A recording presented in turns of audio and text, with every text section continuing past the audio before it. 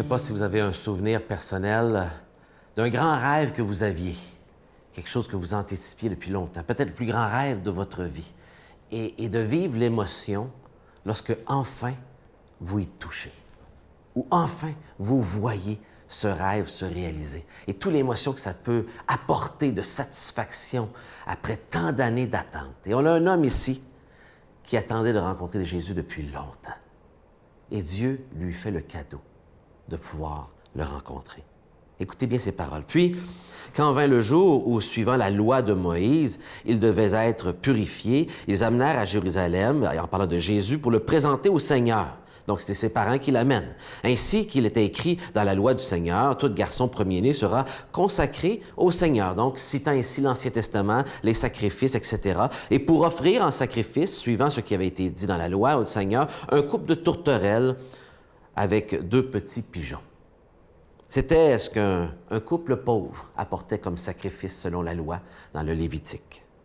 Or, il y avait à Jérusalem un homme, du nom de Siméon. Cet homme était juste et pieux.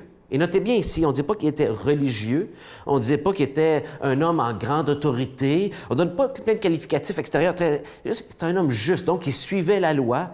Et il était pieux, donc un homme attaché dans son cœur à Dieu, pas à faire des actions pour faire des actions, mais ses actions étaient attachées à un désir profond d'aimer Dieu et de vouloir lui plaire.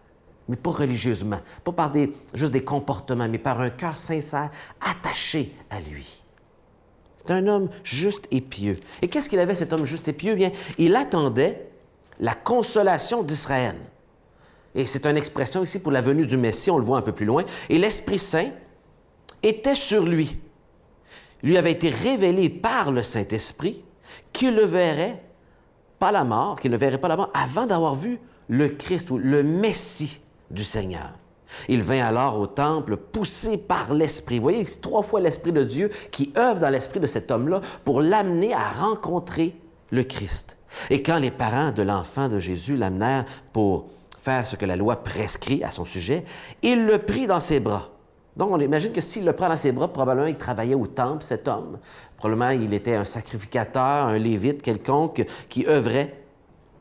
Et il bénit Dieu en ces termes. « Maintenant, Maître, c'est en paix, comme tu l'as dit, que tu renvoies ton serviteur. » Juste de voir Jésus, il est en paix. « Car mes yeux ont vu ton salut. » Donc, celui qui amène le fait de pouvoir être sauvé de nos péchés, qui nous amène de pouvoir être remis en paix avec Dieu, ton salut, et que tu as préparé face à tous les peuples. Donc, c'est pour tous les peuples un bénéfice, pas juste pour Jésus, pas pour les Juifs, je veux dire.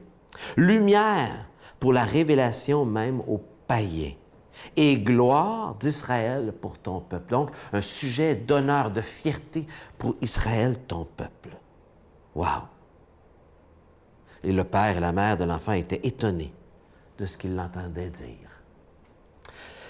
Vous savez, ce qui est frappant ici, c'est que les 3 personnages principaux dans cette petite section, qui sont les parents, non seulement les parents, mais Siméon, ils sont tous attachés à la loi de Dieu. C'est des gens qui lisent l'Ancien Testament, qui lisaient la parole de Dieu, et non seulement ils la lisent, mais ils la pratiquent dans leur vie. On le voit par l'obéissance des parents, on le voit par le fait que dans les paroles même de Siméon, on voit qu'il connaît bien la loi, les prophètes, et que ses paroles sont imbibées de sa connaissance de la Bible. Vous savez, à l'époque, ils avaient l'Ancien Testament. Ici, j'ai un Nouveau Testament, mais ma Bible comprend l'Ancien et le Nouveau Testament. Et parfois, on fait une distinction entre le Nouveau et l'Ancien, puis on dit Dieu a changé, il est plus gentil dans le Nouveau que dans l'Ancien. Jésus, on le voit plus doux. Mais vous savez, le Dieu créateur, Dieu le Père, n'a pas changé. C'est le même dans l'Ancien Testament que dans l'Ancien Testament, dans le Nouveau Testament. Et ces gens lisaient la Bible régulièrement. Ce n'était pas juste un livre qui accumule la poussière ou qu'on lisait comme dans nos églises chrétiennes en Amérique du Nord, quelques versets une fois par semaine ou même peut-être un chapitre, mais ils lisaient des chapitres et des chapitres, un livre complet lorsqu'ils venaient à la synagogue pour entendre. Et souvent, ils apprenaient des psaumes, des cantiques par cœur, des sections de la loi par cœur. Pourquoi? Pour en être imbibés et que naturellement dans la vie de tous les jours ressorte leur obéissance dans tous les domaines de leur vie. J'aimerais vous inviter à être aussi non seulement un auditeur de quelques versets ici et là, mais de lire la Bible vous-même, de lire l'Ancien Testament qui annonce la venue future du Christ. Et c'est sur cette lecture que la foi de Siméon était construite, la lecture des prophètes, de la Torah, que le Messie s'en venait. Et lui était prêt. Et il l'a vu venir. Maintenant, le Messie est venu. Êtes-vous prêt à l'accueillir? L'accueillez-vous chaque jour? Et est-ce que vous prenez le temps de lire la parole de Dieu pour le connaître? J'aimerais vous inviter à dépoussiérer votre Bible et commencer à la lire dès aujourd'hui.